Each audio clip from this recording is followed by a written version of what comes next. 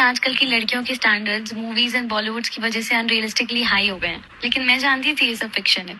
मेरे स्टैंडर्ड्स तो रियलिटी से आए हैं। आप सल्लल्लाहु अलैहि वसल्लम की सुन्नतों से आए हैं। हमारे नबी अपनी बीवी को पब्लिकली डिफेंड करते थे।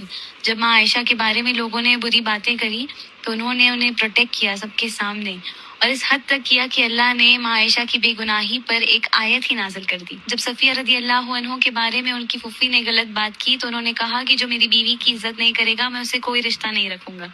और सिर्फ डिफेंड ही नहीं, वो अपनी बीवी के इमोशंस को, उनके जज्बातों को समझते, उनसे प्यार और मोहब्बत से पेश आते, उनके नखरे उठाते, वो रूठ जाएं तो उन्हें मनाते। के नजदीक घर का काम सिर्फ औरत का काम नहीं था, ये एक मोहब्बत का हिस्सा था और ये दोनों का काम था। तो हाँ, मेरे स्टैंडर्ड्स हाई हैं, लेकिन किसी बॉलीवुड मूवी की वजह से नहीं, मेरे नबी की वजह से, क्योंकि मैं जानती हूँ कि एक बेहतरीन मर्द कैसा होता है। लोग कहते हैं